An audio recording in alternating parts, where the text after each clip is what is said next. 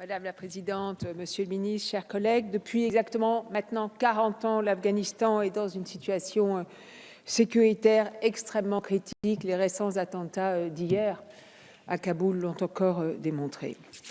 De plus, comme l'a souligné Nicole Trist dans son très bon rapport, la relocalisation sur le sol afghan de combattants étrangers en provenance du Levant va évidemment renforcer la filiale de Daesh en Afghanistan et c'est un risque majeur de plus pour la sécurité du pays. L'Afghanistan se trouve aussi dans une situation politique extrêmement difficile. Après 2 reports, l'élection présidentielle devrait se tenir à la fin du mois de septembre et pourra, nous le souhaitons tous, contribuer à faire revenir la paix et la stabilité dans le pays.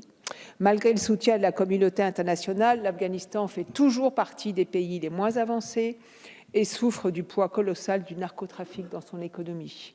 Le pays est le premier producteur mondial de pavot à opium, principale source d'héroïne consommée en Europe.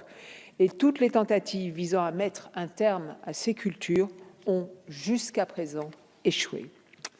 Après l'échec des négociations directes entre États-Unis et talibans, l'Union européenne doit se réinvestir en Afghanistan et se donner les moyens politiques de peser à l'avenir dans le processus de paix afghan.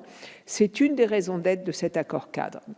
Une éventuelle initiative européenne de médiation élargie, pourquoi pas aux grands voisins de cette région, devra nécessairement impliquer toutes les parties afghanes, gouvernement central et insurgés. Mais il n'y aura de chance de réussite que si la société civile afghane est pleinement impliquée dans les pourparlers, ce qui jusqu'à présent n'était absolument pas le cas. C'est ce que sont venues me dire de nombreuses femmes élues afghanes que j'ai reçues en votre nom avant cet été. C'est le message qu'elles m'ont demandé de vous passer.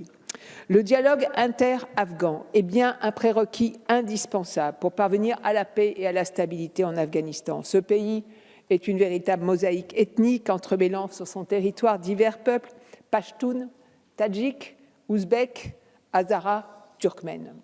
Et je crois, pour ma part, qu'à terme, seule une approche fédérale permettra à chacun de se sentir entendu et respecté.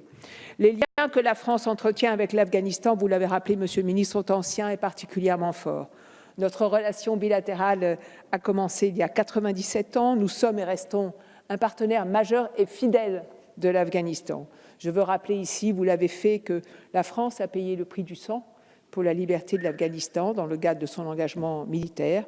90 de nos soldats sont tombés au combat sur le sol afghan et l'embuscade de la vallée d'Ouzmine, où nous avons perdu 10 de nos hommes en 2008, est encore, j'en suis sûre, dans notre mémoire.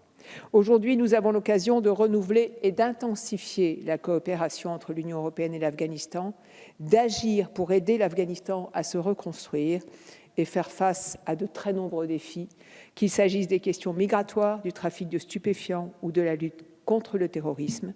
C'est donc un signal positif pour que l'Afghanistan retrouve le plus vite possible espoir en son avenir. Et c'est pourquoi je vous appelle à voter en faveur de ce texte. Je vous remercie.